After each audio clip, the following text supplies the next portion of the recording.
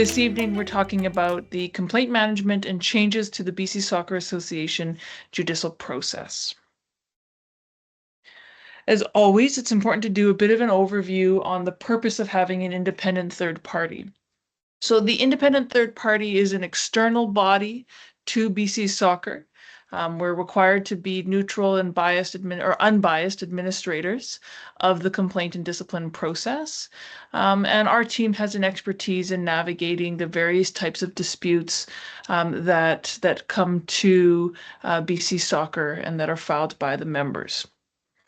The main purposes of having an ITP is that we reduce the risk of abuse and maltreatment. We ensure that we're keeping up to speed with what the practices are across the country, because if you're aware of any of the safe sport proceedings or safe sport dialogue out there, this is an ever-changing and evolving mechanism. And then lastly, we work really hard to provide a fair process to people as they navigate the complaint process. And we want to minimize the tax on volunteers and when they have to do discipline processes, as well as ensure that people feel that they're treated fairly and equitably when they're navigating a complaint process to ultimately increase retention in the sport. Whenever somebody is involved with the complaint process, they're going to be interacting with different members of the judicial body. So the judicial body is comprised of the independent third party, the independent discipline chair, and the judicial panels. The purpose of the ITP is to triage complaints. So we receive any complaints that are submitted to us. We make a couple of decisions when those complaints are submitted on how to best address the complaint and where to direct it. Once a complaint has been accepted, we appoint panels or a discipline chair, and the panel and the discipline chair are actually the individuals who are responsible for deciding on if a BC Soccer policy or code of conduct or the maltreatment code have been violated. And if they have been violated, this panel or discipline chair is going to decide on the appropriate sanctions. I'm next going to speak to you about the complaint types and the relevant procedures for each of the complaint types that BC Soccer addresses under their complaint and discipline policy. The first type of complaint I'm going to discuss tonight is the maltreatment complaint, or what we also call a major infraction complaint. These are cases where when the allegations come to us, if they're found to be true, they would constitute a violation of the BC Universal Code of Conduct. This can include a number of allegations or topics, but typically comprises of harassment, discrimination, abuse, or neglect. In addition, some matters that are criminal code violations may also be considered violations of the BC Universal Code of Conduct. These are egregious cases where there's a significant concern of risk to participants, and we want to make sure that these cases are handled promptly and with the sensitivity. These cases are heard by an independent arbitrator. So what that means is that after the ITP deems the case admissible, the cases go in front of a panel. This panel is an arbitrator, sometimes a lawyer or somebody with the qualifications of an arbitrator, who is a neutral in the process and will hear the information provided by all parties. So that's the complainant, the individual who reported the complaint, and the respondent, the individual who is responding to the complaint or who has been named in the complaint as causing harm or a violation of the policy. And so these parties will have an opportunity to present their position to the panel. They may call on witnesses, and they may present evidence. And it can feel like a court-like process. I know that that's not always the right language, but it's important to share that it is quite a judicial proceeding at this level. It's always important that people feel comfortable to ask questions of the ITP along the way. And it's important to reiterate that the case manager is not deciding on the outcome of the case. The case manager is not the individual who should hear the case, but can instead support each party as they navigate each step in coming to that final decision by the panel.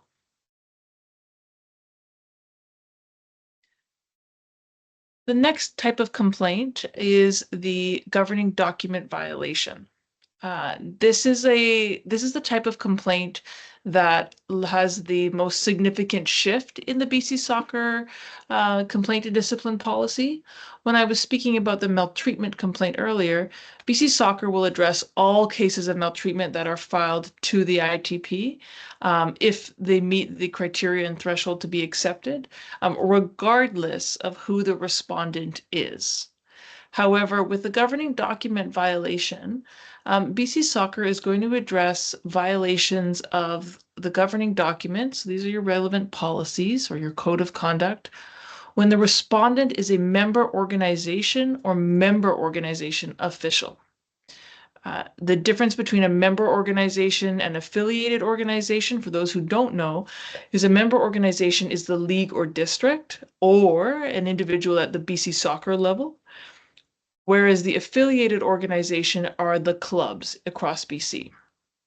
And so what this means is when a complaint comes in and is not maltreatment and it's involving a code of conduct violation or a policy violation by an affiliated organization official, so that might be a club coach or a club president, that complaint is not going to be heard at the BC Soccer level, but will actually be, with consent of the complainant, referred to the league or district to hear it.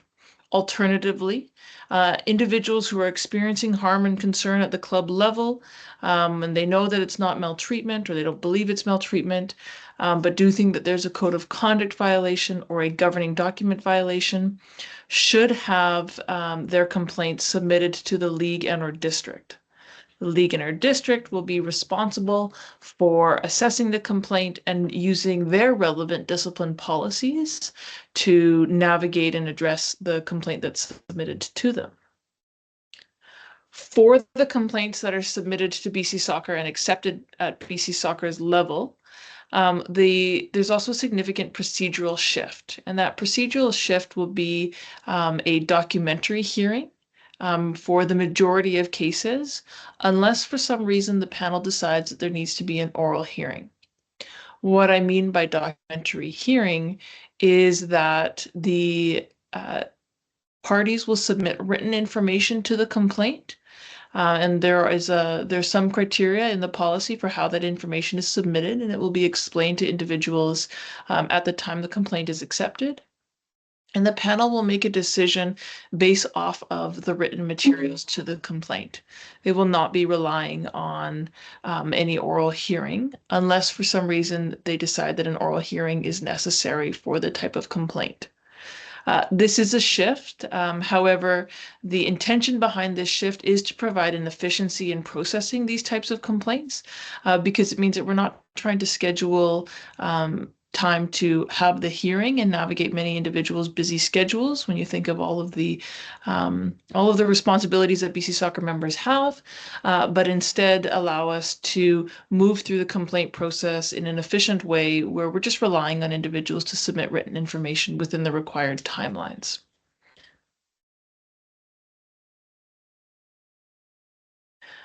The last type of complaint that BC Soccer will hear are field of play violations. If you're involved in discipline at your member organization or affiliated organization, this is likely the type of discipline process that you're most familiar with. And these are for violations of the FIFA laws of the game or any sort of field of play related rules. And that's involving, games and events. BC Soccer will address field of play violations for BCSPL and BC Soccer hosted events.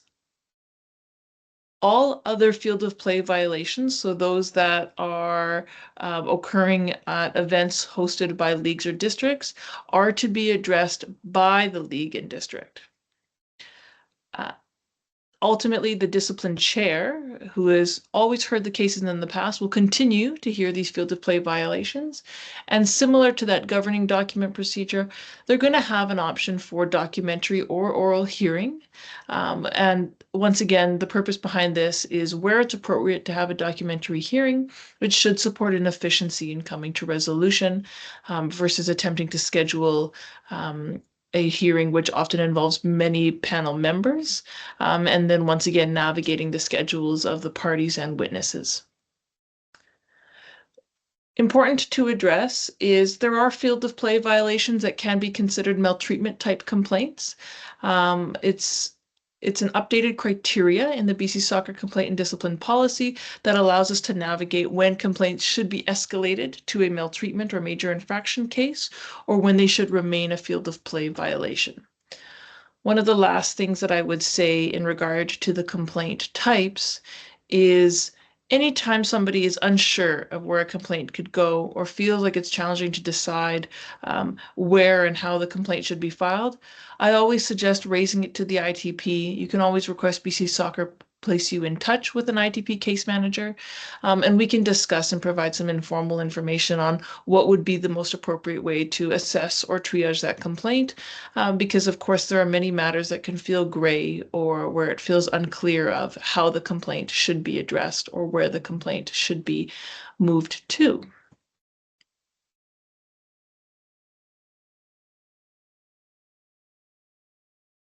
Next, we're going to shift to understanding the timelines, requirements, and outcomes of the complaint process. I'm going to spend a lot of time on understanding the timelines in a complaint process, as well as the requirements and things that can be done to support efficiencies when filing a complaint.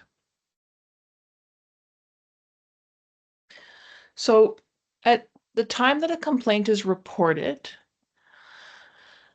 typically, the ITP team will acknowledge the complaint through the integrity counts reporting mechanism within 48 hours. We typically are working on regular business days, and we'll be sure to address and acknowledge that complaint. It's at that time that the complaint's reported and acknowledged by the ITP that the ITP provides some information to the complainant about what it means to file a complaint. The ITP will then request the complainant provide their consent to proceed, as well as provide a window of opportunity to confirm that all of the information that they want the ITP to assess as part of their complaint has been submitted. This will be the first communication to the complainant. Once the complainant has confirmed that, yes, they provide consent to proceed with the process, and that they have submitted all of the information that they intend the ITP to rely on when assessing the complaint, the ITP team will then assess the complaint and make a decision on if the case is admissible or not, based on the criteria of the jurisdiction that I spoke earlier. What that means is, does the complaint fit into one of those three complaint types, a major infraction, a governing document violation, or a field of play violation? And is it meeting the other requirements of each of those categories? In addition, do we have consent from the complainant to proceed? Of course, there may be times where the complainant is not communicating with us. However, the information allows us to proceed with the complaint or request that BC Soccer take carriage of the complaint, depending on how egregious it is, to hear the matter. Following this triage period of time, the ITP will then make a series of decisions on, does a provisional measure need to be imposed? What that means is, do the parties need to be, for example, reasonably separated? Or should an individual be suspended or have some sort of participation restriction placed on them? And this is done through the lens of, could that individual cause risk to themselves, the other party, or the greater sport community? And if so, a provisional measure may be imposed. At the same time, if the complaint involves something that could be considered a criminal matter, the ITP will report it to the authorities or the relevant child and youth protection services. Once those initial steps have been done, the complaint will then be shared to the respondent. The respondent will have an opportunity to view the complaint in full, and they're going to be provided a window of time to provide a written response to the allegations. At the same time, dependent on the complaint, it may be appropriate to propose alternative dispute resolution or mediation. If the parties are open to attempting to mediate, they may take a pause on the complaint process and go through a mediation session where if they come to a resolution, they can indicate that they no longer want to proceed with the complaint process. If the parties do not attempt mediation or are not successful with mediation, then we go down those different dispute resolution pathways or discipline procedures. To reiterate, once again, that's the major infraction, governing document violation, or field of play violation. When the complaint goes through those various procedures, a discipline panel will be appointed. And at times, there can be a number of preliminary or procedural matters to work through before the complaint is in a position to be heard by that discipline panel. At the same time, you're navigating the appropriate scheduling for oral hearings, and ensuring that all parties have had an opportunity to submit all of the information they want considered as part of the complaint. Once the either documentary or oral hearing has occurred, the panels typically have a 14-day window to issue a decision regarding the complaint. Following their decision to either agree that the code of conduct has been violated or dismiss the complaint, if they're agreeing the code of conduct has been violated, they may add a sanction. If the complaint has been dismissed, then there'll be no further action taken for the complaint, and there'll be no requirement of the respondent to fulfill a sanction or disciplinary action. Following this decision, then there is an appeal window. The appeal window is 10 business days in which an individual can fulfill the appeal requirements per the appeal policy.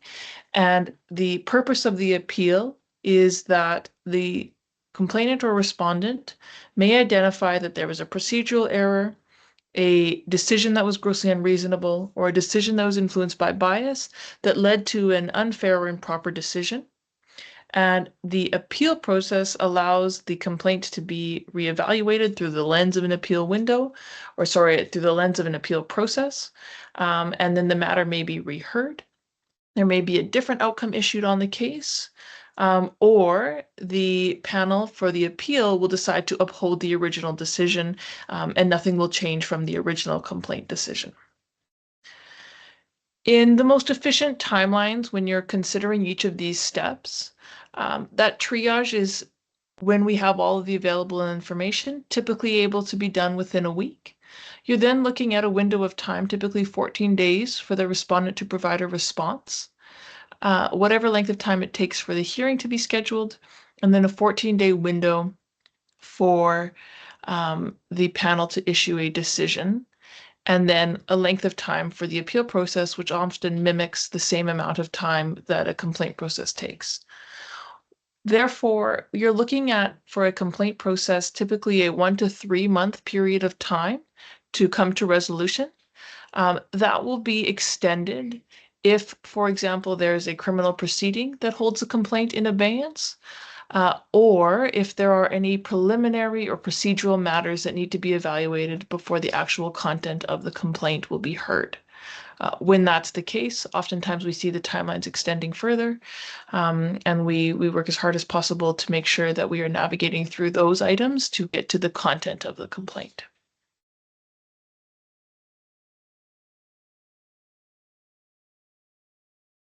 As mentioned earlier, triage is typically a period of time where we see some delays in the process or some additional tasks that need to be done ahead of the complaint being able to be heard by a discipline panel. I'm going to speak on the next slide about where we can find efficiencies in the complaint process. But what's important to know here is that there's a number of steps to go through outside of simply evaluating the complaint.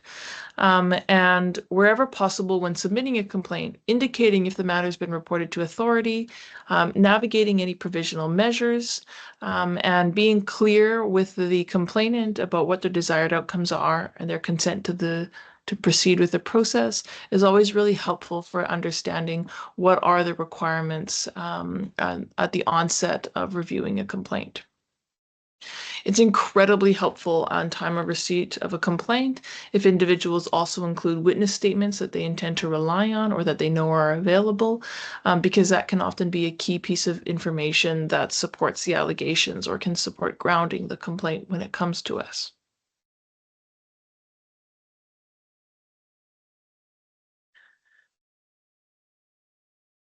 The following items, I'm going to go through them one by one, are items that can impact the complaint management timelines. The first one is responsiveness of the complainant. We've now shifted to providing or requesting a deadline to submit information because complaints can't be open indefinitely. However, if parties need an extension to provide information, or if extenuating circumstances come up, because we get it, life happens, we can definitely delay those timelines to receive information from the complainant. However, we work to communicate with the complainants as soon as possible, and any feedback that we get is always helpful in navigating those first steps in a complaint process. The other one is availability of information.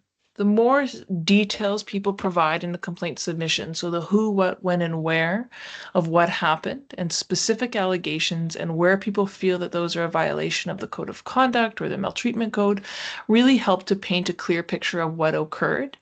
And that can often support efficiency because it's a really good opportunity for the ITP on first review of the complaint to fully understand what has been shared and what the argument is for why the complaint is being submitted. One piece that can delay complaints is whenever there's a higher tribunal proceeding. What that means is that the complaint has been also filed to a civil process or to a criminal proceeding or to matters that are considered a higher tribunal or a higher statutory body in BC. And the reason why is we don't want to, for the same allegations, have disparate or differing decisions.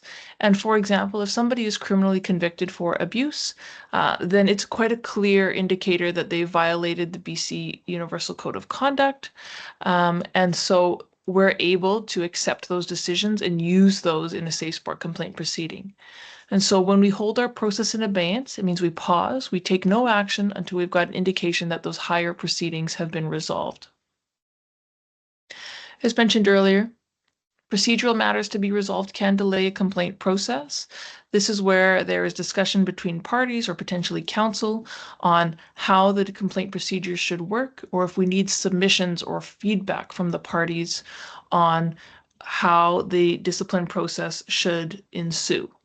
And this is quite a normal part of any judicial proceeding where there's a difference in opinion on how the complaint should be navigated. The policy allows for different options, and often the panel is requesting the parties provide their opinion or providing their arguments for why the complaint should be heard in one way or the other. A best example for this is should the complaint be heard by a written hearing or an oral hearing? And the parties may have different positions or arguments for why one is better than the other. And the panel will have to hear those and then decide on the format before actually getting to the hearing.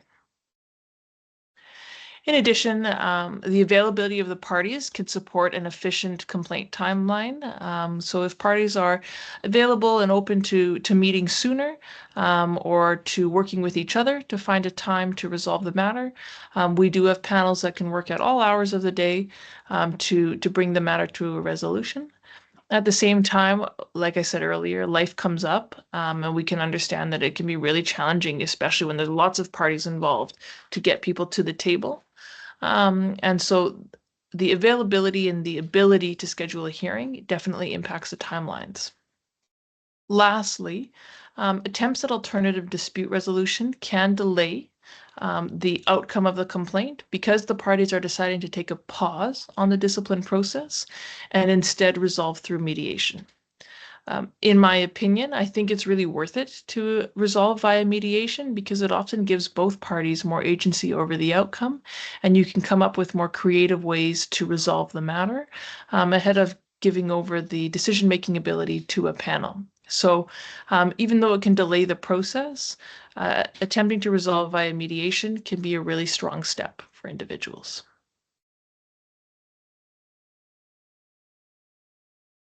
Now, once somebody has spent a significant amount of time participating and being involved in a complaint process, we get to what everybody is typically waiting for, and what's the outcome?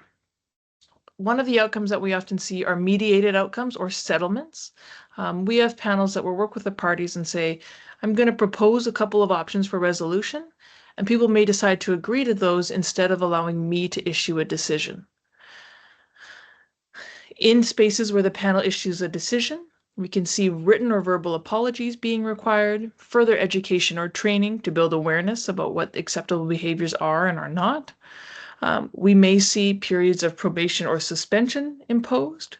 And in very rare circumstances, we may see periods of ineligibility or expulsion from the organization.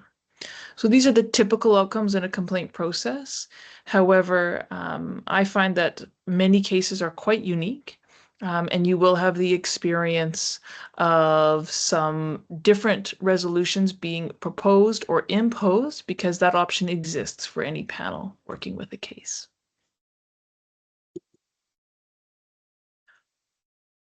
Now, when you think about the complaint process and the steps that I just spoke about, what's really important is this process does allow for opportunities to mediate and achieve resolution before discipline. And so anytime that there's an opportunity to try and resolve, we always encourage the parties to take that, even if they're unsuccessful, because if you're unsuccessful, you can still continue with the discipline process. What we also find is we see that by going through these processes, we don't have a very high reoccurrence of offense. And what that means is that people are often really understanding how the behavior may have caused harm, and people are adjusting their behaviors and working with each other to to ensure that we're not seeing reoffense of harmful or risky conduct in the environment. We also work really hard to make sure that people have a sense of due process and fairness, and that people feel that they're heard throughout the complaint process. The reason why there's a neutral ITP and a neutral discipline panel is to eliminate or minimize any opportunity for bias to influence decisions, and also ensure that people who are experienced in these types of disputes are assessing and navigating the complaint process. And lastly, we work hard to instill the values of sport in the discipline process. And what this means is that we want sport to be respectful, safe, and positive. And by having a discipline process available to address concerns and conflict, we can start upholding these values or continue upholding these values in the environment. And so we're getting to the end of this evening's presentation. The last piece I want to touch on is resources. This video is going to be available. However, there's also going to be a number of other resources available on the BC Soccer website, as well as available to parties when they're involved in the complaint process. It's hugely important that people feel informed about what they're engaging in, and aware of the steps involved. And so we want to make sure that there's access to simple resources to review ahead of or during a complaint process. However, at the same time, we know that cases can be quite nuanced. And so anytime that there are questions or pieces that need a bit more discussion, our team can always be available to answer those.